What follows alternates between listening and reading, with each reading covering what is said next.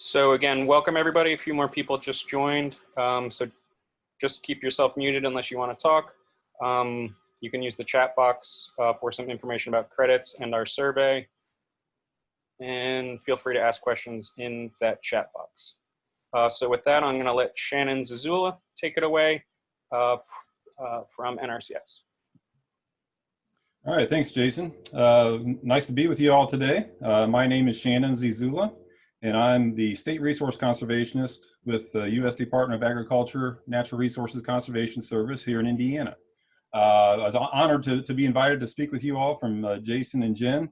When they first reached out to me, the first thing I said is, I don't know much about Delaware agriculture.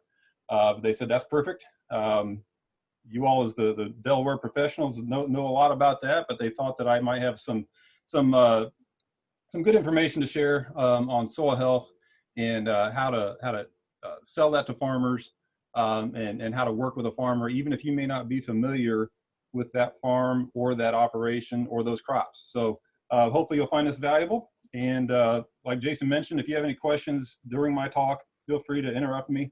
Put a chat box in there, but I'll pause from time to time to answer any questions that you all may have. So we're here to learn together, and I'm looking forward to learning from you all as well. So we'll go ahead and get started.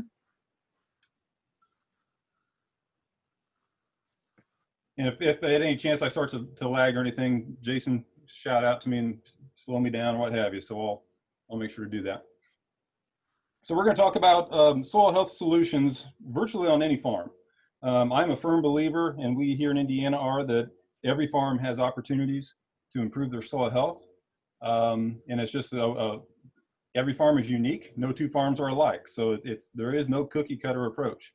But there are some key principles, as you all are aware, to help farmers no matter what situation they're in. Meet them where they're at and help them move up any given step to a higher level of soil health. Now, again, Jason and Jen did tell me that you all are experts in soil health. You understand the technical principles and you know all those ins and outs. So that's outstanding. I'm going to gloss over a lot of that, but also remind us what some of those key factors are. So if you don't know much about soil health and you're new into this journey, I highly recommend that you seek out additional training, seek out additional mentors, work with farmers, work with your coworkers, and get as much technical knowledge as you can, so that when you do step on a farm, you're armed with the most information that you can help that farmer out. So, again, we've all been there. We're talking to a farmer. We believe in soil health. We know soil health is a solution to so many issues on the farm, whether it's environmental, whether it's economic, all these factors. But why aren't all farmers managing with a soil health management system? A lot of people like to think of things as an excuse. I challenge us to look at these as barriers. Everyone has a reason why, and it's a legitimate reason why. Farmers have been farming this land for a long time, or they may be brand new. They know their farm way better than we ever will. They know their crops way better than we ever will. They've experienced it. They live it. They rely on it. So to ask a farmer to make a change, we have to overcome a multitude of barriers. And again, we're dealing with individuals here, and so each individual is driven by different influences, different things that make them want to move forward or stay where they are or make a change. So recognizing that, I'm kind of talk to you about how to overcome some of these barriers in a way that might be amenable to any given farmer, no matter what your situation or what the crops that they are growing. So first of all, stepping back in our technical training and remembering what soil health really is all about.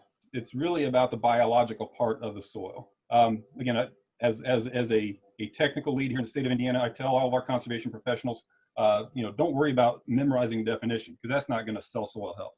But remember that it's driven by biology, and treating the soil as a habitat and getting that understanding is where we've seen our farmers make those giant leaps in improving their soil and improving their farm and the environment.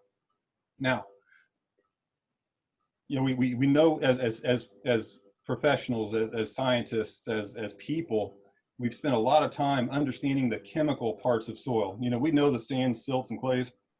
We know how those fit together to make a different soil type, whether it's a floodplain soil or a high mountain soil. We know that. That's the physical part. We know the chemical part. We've spent a lot of energy throughout time understanding cation exchange capacity and soil test phosphorus levels and all these other great things that we can help make sure that we can ameliorate these chemical parts of the soil to grow the crops that we're trying to grow out there. As humans, though, we probably understand the biological component the least of all of these factors. Yet when it comes right down to it, the biology drives the physics. The biology drives the chemistry. You know, we've spent a lot of time in agriculture trying to fix problems using chemistry, and that's great. We've done an outstanding job. Our technology is superb. Genetics, you know, herbicides, fungicides, pesticides. We've done an outstanding job. But in our focus on that, we've kind of overlooked the biological part of it and how biology can improve on those technologies that we have for our farmers. And so that's kind of what soil health is, and it's understanding that. Anything that we do to the land has either a positive or a negative impact on that biology. And as we disrupt any of that, we're setting ourselves back. But if we can learn to help that biology, it will give back. And it'll do a lot of the work for us that is so physically demanding and costly if we just find the right way to make it happen. And again, find the right way to overcome those barriers of how these biological principles can fit within our crops. So first of all, so that's the basic understanding, keeping in mind that that's there. Of course, if you go out to a farmer and start talking about biology and things and they're not quite on the same page, you know, you may not get very far with that. So how do you get a farmer interested in soil health? And I'll be the first to say that if you're making a cold call to a farm, and they may have you out there to look at, let's say, an erosion problem or some other problem on the farm, if they don't have an understanding of soil health, you talking to that farmer on the farm is important, but you may not fully be able to help them embrace what this whole concept is. So I'm just going to kind of go into a few things here real quick on how do you sell soil health. And again, if in your local area, if this is something you really want to focus your time and career on, you got to find a way to educate the masses. And the best way to do that is from a farmer to a farmer. You know, a farmer can tell their story of soil health much more effective than any conservation professional or researcher ever can. You know, they live it. They have lived it. They've learned the hard lessons. They know what doesn't work, which is almost as important as what does. So again, to sell soil health, best place, find an outstanding farmer who's using these principles and get them in front of an audience and share their story, share their technical knowledge and their stories. Again, some of the most impactful communications you can ever have is a farmer telling a story of how grandpa did it versus how dad did it and how they were raised, but then how they may have either grandpa or dad convinced them to make a change, or they saw something else that made them switch their management and telling that story that, hey, this was not easy, but I made it work and now I'm reaping the benefits. So the next effective way to sell soil health is through demonstration.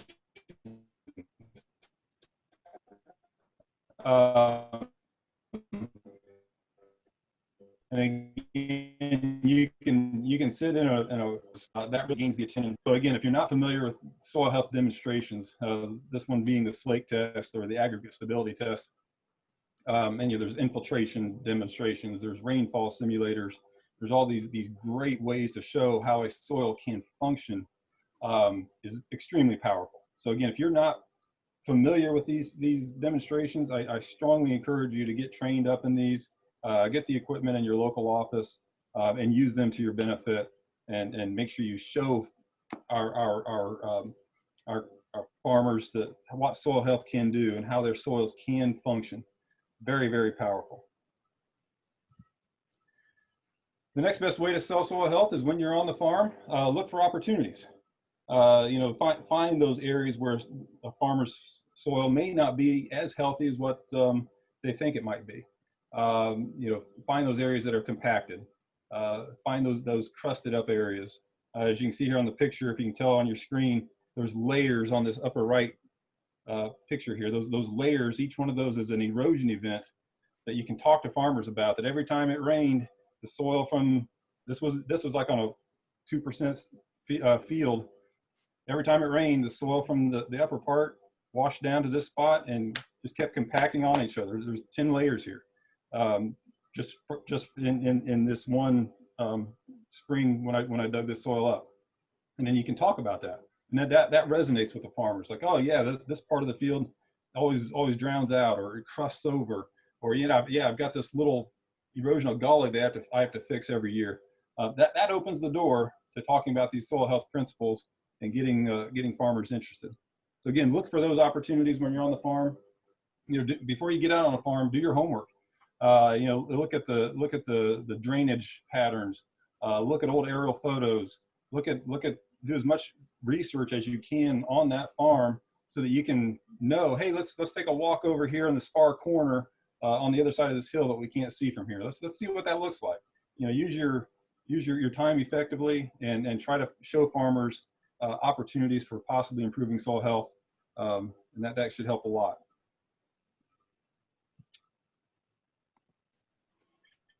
And finally, you know, some farmers are motivated by data. You know, again, arm yourself with data, and various individuals will be impressed by different sets of data. This here's an example of soil moisture monitoring that we're doing here in Indiana, showing that under a conventional till system, in the springtime, soil moisture is much higher. And again, what's important to farmers in the spring? They're trying to get into their field to plant. If it's too wet, that's a barrier.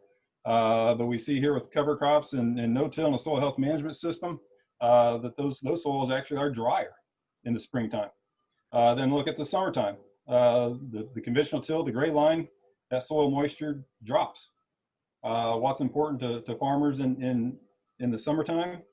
It's moisture. That's when grain fill happens. Look at the soil health system in orange, has higher soil moisture. So again, just data like that. Understand the data, find the data, you know, work with your universities, work across state lines, and find data to arm yourself with knowledge to help explain that. You know, if farmers are motivated by water quality or economics, there's a whole host of data out there. Again, familiarize yourself with it and use it to your best of your advantage to sell soil health. And again, the key factors on the farm that soil health should help farmers with are listed here. You know, we're talking about soil organic matter. You know, higher soil organic matter on their farm. You know, deep black dark soil is coveted compared to that light gray, light tan, low organic matter material. So again, it's higher value. Farmers understand that it's higher productivity. You know, we can build soil organic matter through soil management systems. You know, soil holding capacity. These are all concepts that we can help farmers understand the benefits of soil health and issues that they likely face every year. But things you can open the door to talk that, hey, you know, we can help improve this. And again, you don't have to be the expert per se. You know, again, if you don't farm, that's okay. A farmer may not have as respect for you out the gate, but you can always say, hey, I know of a farmer who has seen this happen. I know of a farmer, I've heard a farmer, I've heard this talk where these farmers were able to increase their soil organic matter by 1% in story of another person's experiences to help them understand that, hey, this is possible. Again, we were talking about reducing erosion and compaction, improving their nutrient cycling, and of course it all comes down to biology.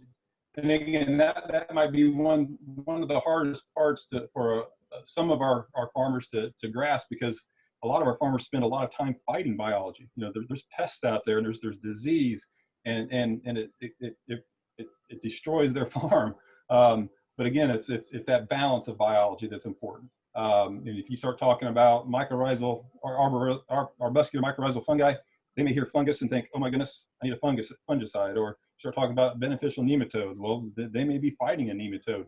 But again, it's important to remember that it's this balance of the good biology that can offset the bad biology to create a healthy system. But at the same time, as you're selling soil health, it's very important not to make false claims. For example, we hear a lot of farmers who are able to reduce their fertilizer inputs, and that happens over time. At least here in Indiana, we don't make that promise. We don't even hardly go there, but we do a lot. You know, but the farmers say it. They say, "Hey, I've been in this system for 5 years, and I realized I didn't have weed pressure like I used to, so I didn't have to use as much herbicide, and because of that, I was able to go non-GMO, or I'm able to go organic now." Our farmers didn't start out with that goal in mind, but after they got their biology working and their soil health improved, they saw that they didn't need to rely on their inputs as much. They needed to rely on the living roots and all these other factors to offset those, but the biology was doing the work that they used to have to do through steel or chemistry or other technologies that are out there. So again, don't sell a farmer, say, hey, if you do this, you can cut back on your fertilizer bill. The first thing a farmer is going to do is cut back on the fertilizer, and all of a sudden they're going to have a crash. The crops are going to crash, and who's to blame? Well, it's you as the conservation professional that encouraged them to do that. So we encourage our farmers to try it, invest in it, see how it works for you. Over time, see what other changes you can make on your farm that will hopefully give you a bigger net return, more time with your family, and all these other great things that come from it. Okay. So with that, I'm gonna pause just briefly and see if there's any questions on what I've covered as far as what I'm calling, that was your refresher.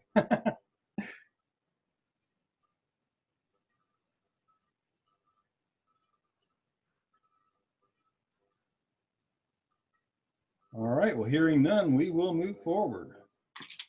I'll just say, if you're calling in on phone, feel free to unmute yourself and just speak up when Shannon offers. Oh, and my apologies, Jason, and everyone who is on the phone who's not seeing visual. There are some of you out there, correct, Jason? There's about 4 people called in. Okay, my bad, everybody. I should have been telling you when I advanced my slides. I apologize for that. If you're trying to follow along on the version that Jason sent you manually, I am on the, I can't see my slide numbers. It's selling soil health, farm benefits. There's a list of soil health key indicators and a picture of a soil ped with an earthworm on it. So I'll give you a chance to catch up if I've gone too fast and lost you. I apologize for that.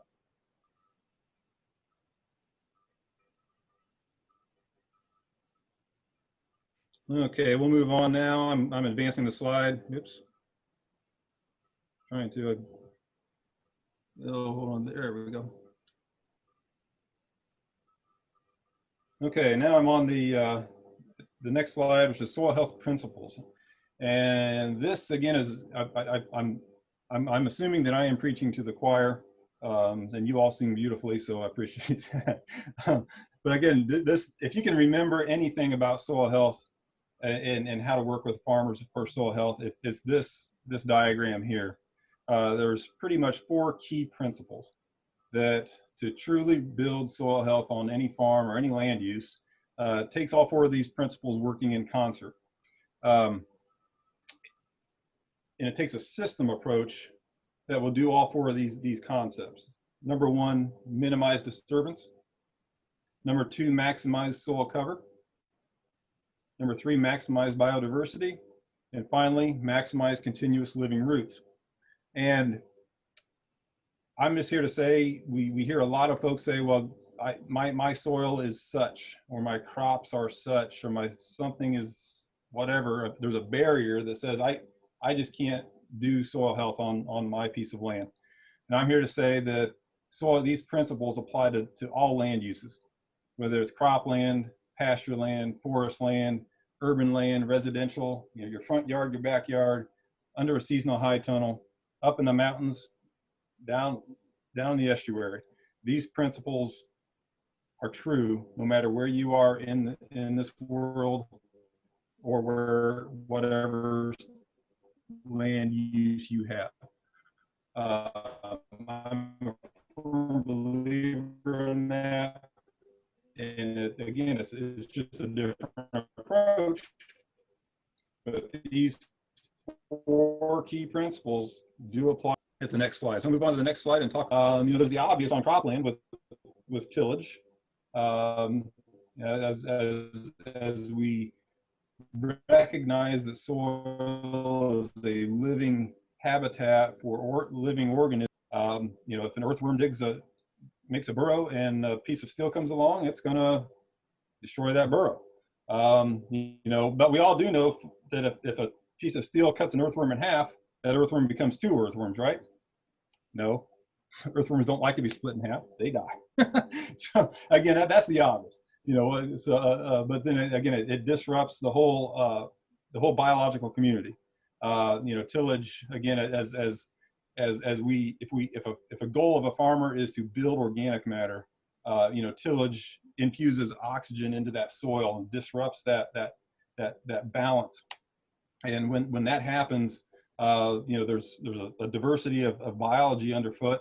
As the air influxes from tillage, the bacteria go crazy. They start to reproduce, and you go from 1 to 2 to 4 to 8 to 16, and they reproduce exponentially. So it shifts the balance to the bacterial side of the equation of the soil biology. Now, what are bacteria eating? Well, they eat the very organic matter that farmers are trying to build. So as you use tillage, you are increasing the bacteria, you're shifting the biology to the bacteria side, which are hungry. They eat the carbon, the organic matter, and release it as CO2. So a double whammy. Not only is our farmers not building organic matter, but now if we're concerned about carbon dioxide in the atmosphere, we've exacerbated that as well.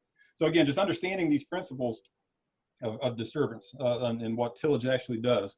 Another part of disturbance is trafficking.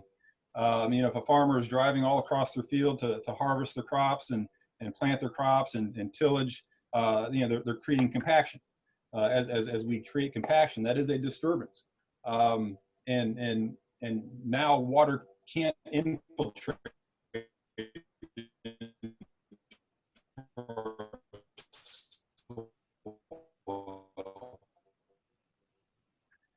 And if water can't infiltrate, it's going to run off, and other is carrying those off the farm, or at least off the part of the field, and possibly getting into our waters and into our bays and estuaries and reservoirs, and creating problems for other people.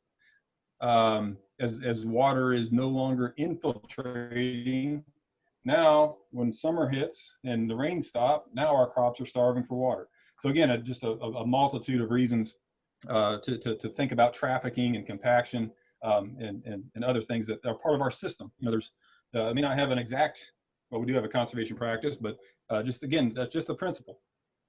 How do you convince a farmer just to maybe not drive across their field, but park at the edge and not go all across and make compaction worse on their farms. Another one, again, we mentioned this is all land uses. A disturbance could be too many hoofs, whether it's you're on pasture or a confined livestock area. If those animals could do physical damage, physical disturbance to a field, whether it's grazing crop residues or grazing your pasture. If we have too many animals and we're grazing in too wet of a situation, we're violating, if you will, this key principle of soil health. And so again, for farmers to achieve soil health, they'll have to find a way to alleviate that type of disturbance. There's also disturbance through chemicals. If you over fertilize, if you use pesticides without a good management system, you could be doing more damage than good. You know, case in point on insects, you know, insecticides are critical in our agriculture. But you know, we need to be only using them when we see an economic threshold of an insect that is actually causing us damage. Because there are, with all the technology that we know today and all the science we know, there is still a very few chemicals that are specific to a specific kind of pest. And so when we do use pesticides or other chemistries, we have the chance of also harming some of our beneficials. You know, we have carabid beetles and parasitoid wasps and other critters that are susceptible to some of our key chemistries that are intended to maybe fight armyworm or some other known pests. When in actuality, a lot of farmers, as they've gone into a soil health system, they find that they don't need as much, they don't have as much damage from pests. And a lot of the reason for that is because there's a huge beneficial population that when the moths fly over and land to lay eggs, there's already a bunch of predators right there to nab them. And as they come out as worms, they're just candy for these guys. And they don't see the economic thresholds met. So anyway, just another concept of helping farmers understand some of the benefits and how to overcome some of these barriers they have. Now, again, we do have other disturbance, drought, flood, tornado. You know, these are harder to manage, but when they do happen, it's important to recognize that they are a disturbance, and they can do damage to a field. If you think of a flood, you know, how much does water weigh? What, 9 pounds a gallon? And if you've got 2 foot of water on the field, that's an awful lot of compaction. That's an awful lot of disturbance. But again, it happens. But again, the first thing farmers that experience that, they need help understanding, hey, we can build that we can alleviate that damage. Not only has the biology possibly been flooded out, but we need to alleviate that compaction that's been caused, and we need to do that through these soil health principles.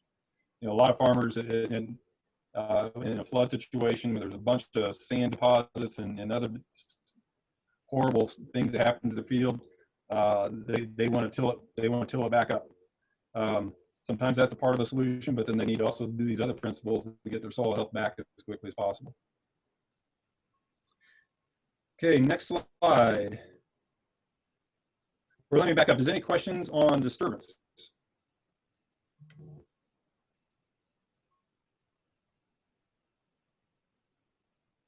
Okay, and I'm getting a notification that my connection is slow. So if I'm going too fast, someone please give me a shout out and make sure I'm not getting too far behind or too far ahead. Sorry about that. So next slide, maximize soil cover. And for those of you who have the presentation that Jason sent you, again, I do apologize that I just saw this morning that there was an error on that. So we'll kind of go over this. So the next principle is maximize soil cover. And again, think of protecting that soil from the impacts of Mother Nature. A raindrop falling from who knows high up in the air, in the sky, hits the bare ground. There's a miniature nuclear explosion, if you will, if that soil is not aggregated or protected. And those little particles then fall upon each other and create those compacted layers that won't let water in, and are susceptible to erosion and loss of our valuable topsoil and valuable nutrients and other technologies. So again, how do you protect the soil and keep it covered? Again, crop residues. You know, after harvest, leave the residues. Plant canopies. You know, during when crops are growing, you know, those canopies are protecting the soil. They're doing a lot of good for the soil. Or you know, if that doesn't work, some farmers can use mulches and help protect that soil. So again, maximizing soil cover. And so again, you think about our earlier principle of minimize disturbance. Well, some of that disturbance destroys soil cover. You know, tillage, overgrazing, these sorts of disturbances can also impact multiple pieces of our pie here that are all critical to improving soil health. So we'll go on to the next slide, which is maximize biodiversity. And again, there's multiple ways of doing this. And again, this is one of those where, at least here in Indiana, a lot of our farmers have gotten away from, and we're trying to get them back into it. And a lot of farmers are again, we follow the lead of farmers here in Indiana.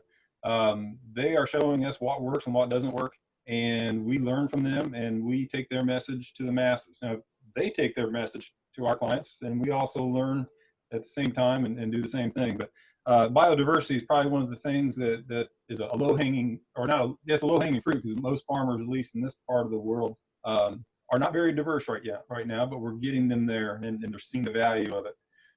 Again, diversity can be brought to the farm through a crop rotation. And again, the more different crops and different types of crops grown throughout any given rotation is going to help improve soil health, along with other benefits that we already know about, that the science already knows, as far as, you know, breaking pest cycles, possibly providing nutrients through the use of legumes and other things that farmers have known for a long time.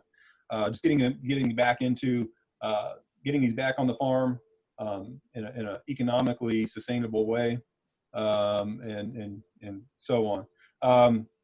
Again, a lot of farmers here in Indiana, we're getting biodiversity back on the farms through the use of cover crops.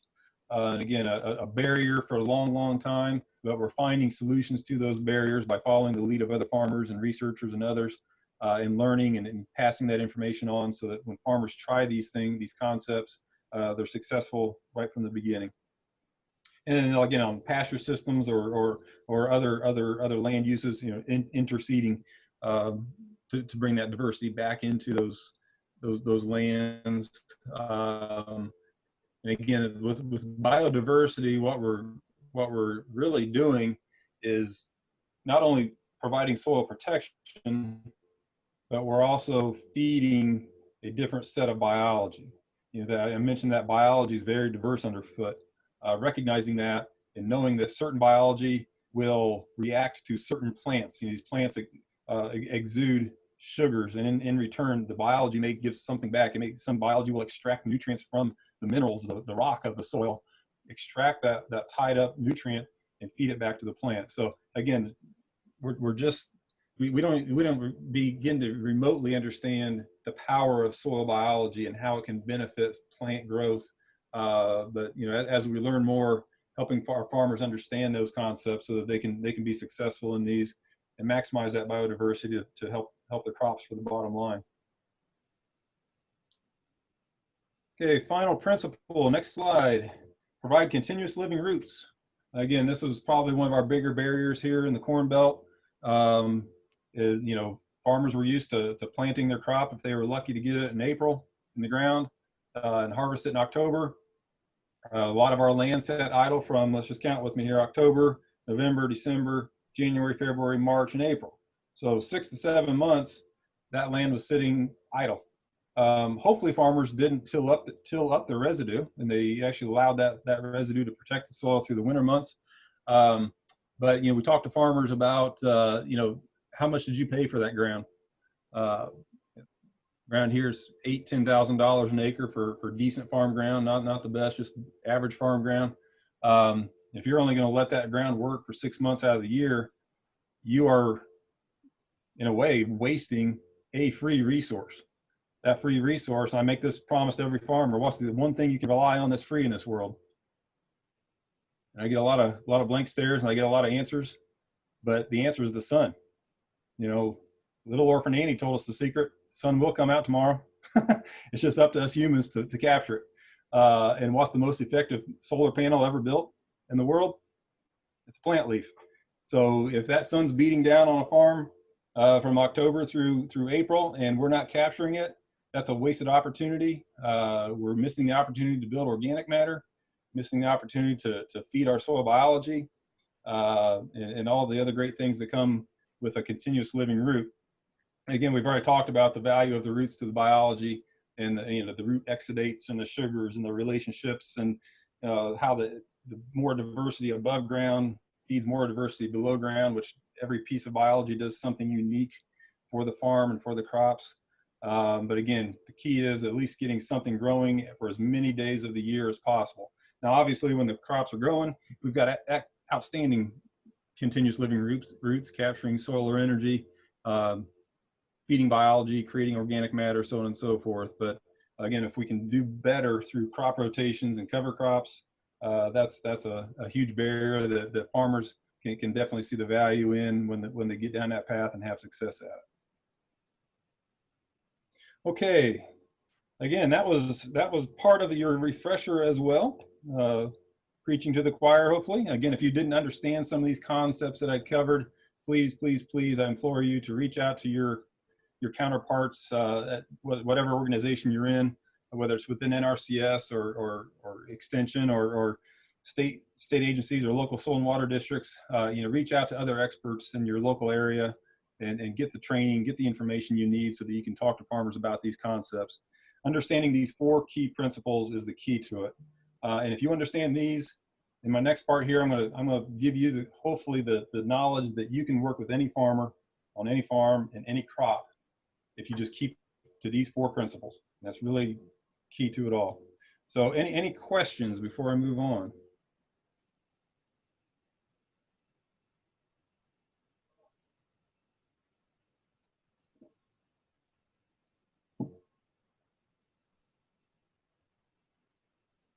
All right, you're all asleep. You already know all this stuff, right? Well, that's good. That's what we were expecting.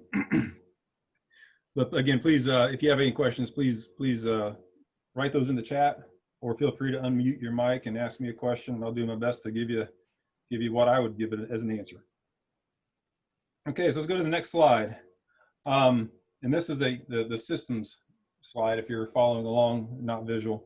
And again, soil health is not one single thing. Again, you know this, but if you don't, this is another take-home message. Soil health takes a systems approach, and we talked about the 4 principles. If we promote less tillage on a farm, we're doing a lot of good, but we're not meeting all 4 of those principles. So again, step in the right direction for sure. Definitely, we take every success we can get on a farm, but to truly get soil health, it takes a systems approach. There is no one single pill, if you will, no one single practice that's going to do it. If a farmer decides to adopt cover crops, but they continue to have to use tillage, or they don't think about their nutrients, or meeting all 4 of those principles, and they're not building soil health as quickly as they could. Their soil will not function the same as if they can find ways of overcoming those other barriers to achieve a systems approach. Here in Indiana, on our corn soybean ground, which is probably 95% of our farming out here, our system is pretty simple, and we're talking about things like no-till, and we use these descriptor words.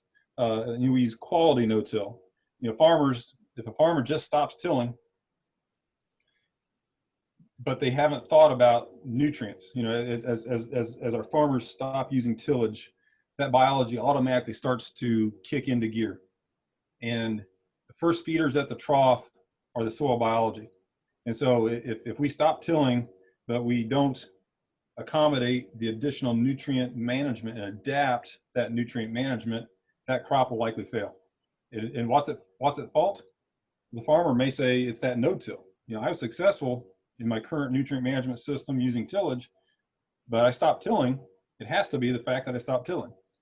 Well, true, but it's because they didn't understand what that stopping the tillage does. It improves the biology, which takes up the nutrients that, again, the corn or the other crop can no longer get to. So again, we talk to farmers, if you stop tillage and you start using cover crops and these other practices, you're going to have to adapt your nutrients. You may actually see an increase in the need of nitrogen, because one of the main building blocks of organic matter is nitrogen.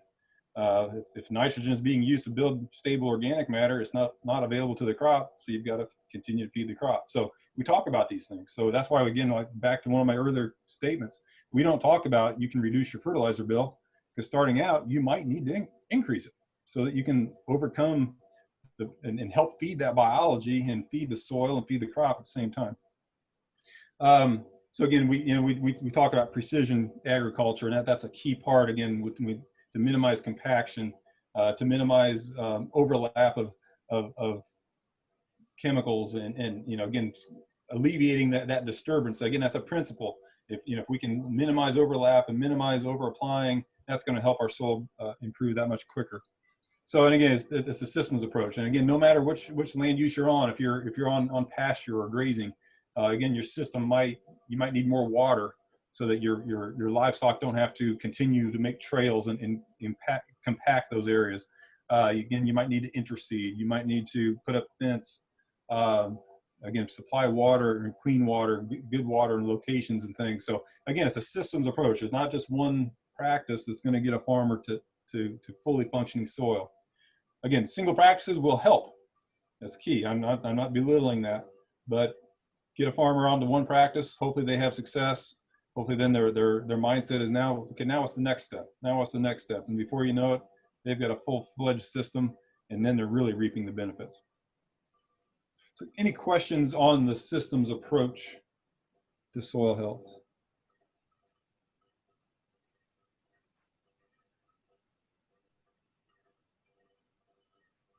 Okay, now we'll move into, I'm moving to the next slide. Again, now we're back to the slide with the various, what I call the barriers that you know, may be common when you're talking to a farmer about soil health. And, you know, I've heard all of these. You know, I give a lot of talks in front of audiences and on farms and everywhere else. And a lot of farmers, they say, hey, I get it. You know, what you showed me, I saw that demo, that soil health slate, man, my soil behaves like that. You know, when it rains, I see the runoff from my field is muddy, and my creeks are muddy in my neighborhood. Now I know why, but it won't work on my farm. And it's, you know, that's a true statement. I don't say, hey, yeah, you're a bad guy because you use tillage. I even had farmers say, hey, I'm not a bad person because I have to till. I'm like, oh, well, that's I'm not saying that. I'm just saying your farm can function differently. If you are interested in that, you have to grasp these 4 principles and find ways of overcoming the barrier that's keeping you from implementing those 4 principles. And again, there's all different kinds of barriers. There's, you know, some farming systems require bare ground. Some organic farmers, they think, hey, I'm organic, so my soil is healthy. You know, they may not have the equipment. They have a friend, or, hey, dad tried that and they failed at it. There's no way I'm doing that. You know, some folks, state laws require disturbance for manure management, let's just say. You know, there's always concerns about disease, weeds, insects, and these are all legitimate barriers that, again, as technical conservation professionals, we need to hopefully find a farmer who's alleviated these or understand that, so that, again, when they do step into these soil health systems, they have success out the gate and they don't have major failures that won't make them revert back to the way they were. Because, again, we've sold them on the principles of soil health, and that makes sense to them. Now we need to help and deliver on their farm.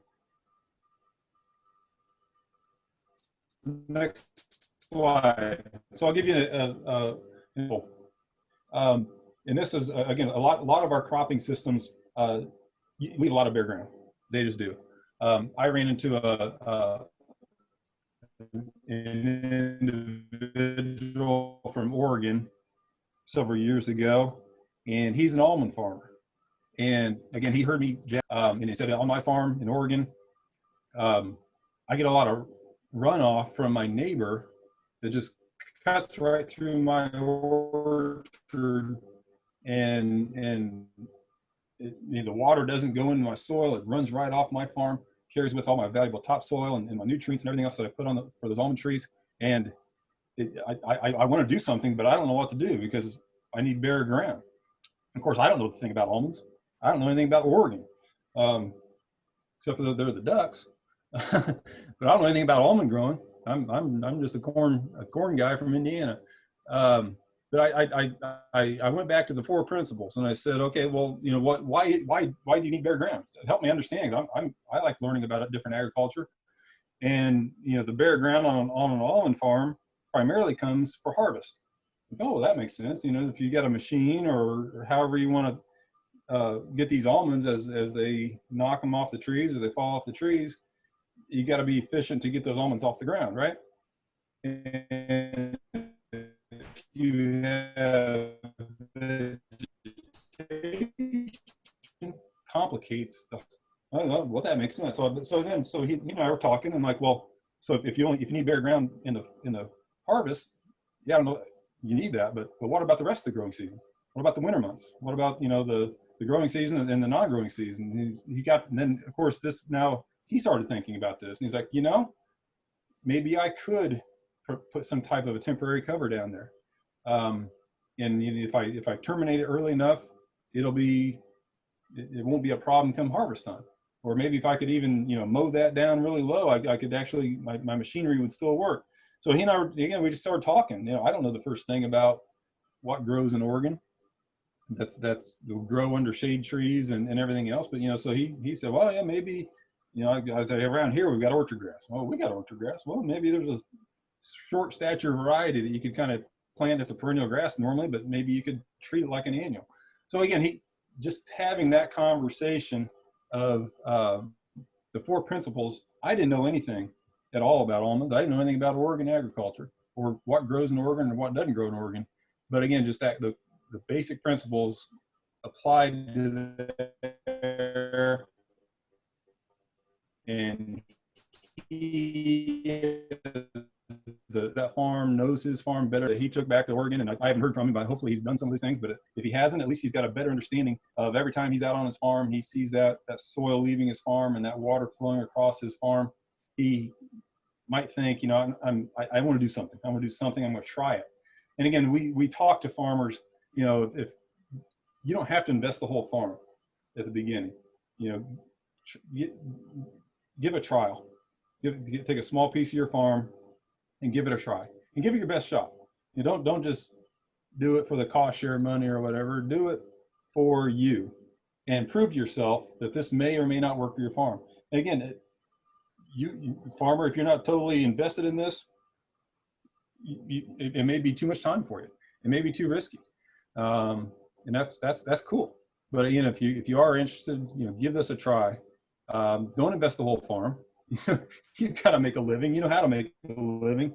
If you're going to make a change, start small, see how it works for you, figure it out, talk to other farmers, talk to conservation professionals, talk to your universities, read on the internet, watch videos, you know, figure out how you can make this work on your farm for your specific crops.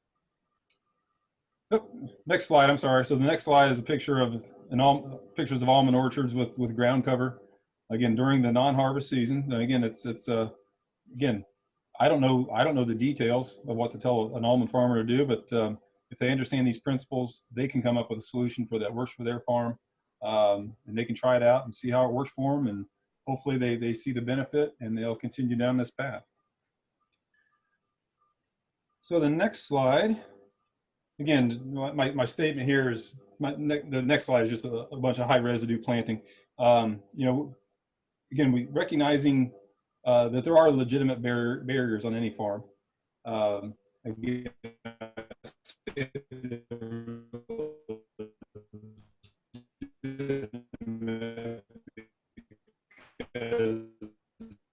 wasn't important, but you know, if we can have a solution to those barriers, we may have the answer. So I'm trying to, as a conservation professional, don't be intimidated and think the first thing about dry beans or the first thing about watermelons or the first thing about chickens. You know, again, arm yourself with these 4 principles and learn from farmers. Ask them, hey, you know what you know, you are interested in soil health, but you use tillage, or you have weed issues, or you have disease issues. You know, what's your current system? What are you doing to alleviate those? And you know, and ask how well is that working for you? And you know, have that conversation about, hey, could you get by with 1 less tillage pass? Could you get by with scouting more? You know, offer these possible solutions that aren't details, but gets everybody thinking, like, oh, well, maybe I could do something less. You know, this is an example here of high residue planting, and you know, we got a lot of, if you have an organic farmer, you know, how are you going to control weeds in an organic farm if you don't use tillage? Well, we're finding a lot of success with planting high biomass cover crops And then instead of course, instead of using herbicide to terminate those, you use a roller crimper. So again, these are solutions that farmers came up with and are seeing success at. And now they're finding, you know, when's the best time to run the roller crimper? When's the worst time to run the roller crimper? You know, but in all of these cases too, though, we have to remind farmers that as they get into these soil health systems, that their lives will change, hopefully for the better, but they also need to make a change in their management. You know, they have to pay possibly more attention to their farm. You know, as you put a living root year round, that green growth in the spring is a magnet for pests as they're making their flights and trying to pass on their babies. They're going to hone in on these. So again, you have to be diligent. You have to maybe scout more and be prepared. But you know, at the same time, we have farmers that scout, and they here in Indiana we have armyworm issues from time to time. A lot of farmers will find armyworms. Again, they may not do it themselves. They may hire a consultant, but they'll find armyworms and they'll keep an eye on it. And but after a while, like I mentioned, but the armyworms never came to the explosion populations that they can. And again, we attribute that mostly to their beneficial insect population. Again, yeah, you're going to get pests, but a lot of times these systems are self-reliant, and those beneficial insects will take care of the pests to a point. But if not, then the farmers are ready. Hey, I've got to treat my armyworms this year. Haven't had to treat them in a long time, but they're ready. Again, you got to make sure farmers are aware of possible complications. And again, they'll find solutions or at least share solutions that other farmers have found. You know, again, here in Indiana, we've got issues with voles in our cover crops. We get cover crops plugging up our tile lines. Again, we have them. These are not foolproof systems. But if we're going to see fully functioning soils and healthy soils, we need to find solutions to these barriers as they creep up and pop up, and help spread that word so that our farmers are successful when they go about their soil health journey. And again, I think in some of your breakout sessions here, you're going to go through some situations with a multitude of barriers. Hopefully, I've given you some ideas of how to keep going back to those 4 principles and use those to your advantage. Again, you don't have to be an expert on any farm. You just have to understand these principles and help the farmer. You know, ask the farmer some key questions. Help them formulate a possible solution. And if they say, "Hey, I think I can make that happen," hopefully you're available and ready to help them implement that possible solution and that one baby step on their soil health journey. Okay. So with that, are there any questions? And I have one. Hmm? I loved what you were talking about at the beginning about walking a farm with somebody and, you know, finding places on their farm, you know, making it specific to them.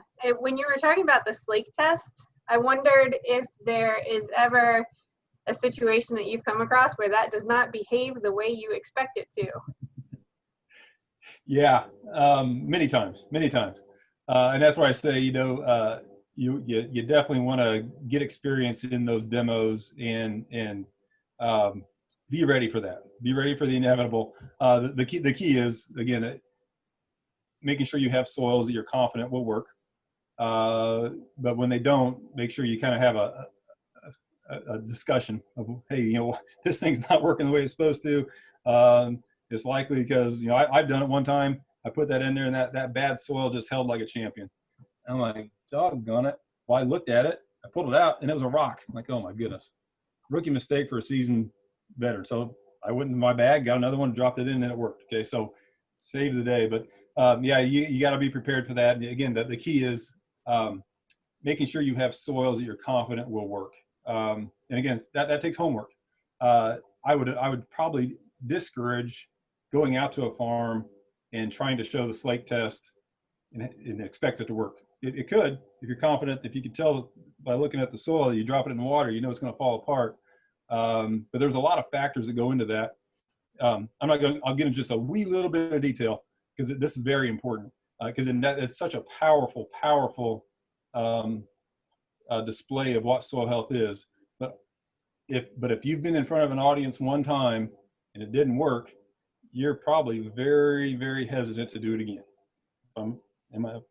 I can say that with confidence because we're dealing with that here in Indiana. The timing of year that you collect it, like I mentioned, when crops are growing, and this is a realization that we had, when crops are growing, even under a heavily tilled system, heavily, poor soil condition, that growing crop will rejuvenate biology. You take a soil health test during a growing season, whether it's Cornell or any other, the biology, it kicks in really quick. These systems bounce back quick, but the best time to collect soil then is right before planting. That's when it's gone through a winter. It's had those winter rains and snows and everything else. That's the best time to go out and collect your soil to make sure that it most likely will slake or behave the way you want it to.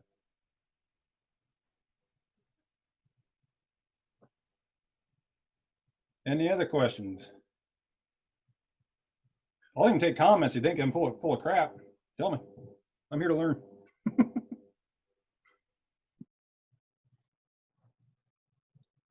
Don't be shy, everybody.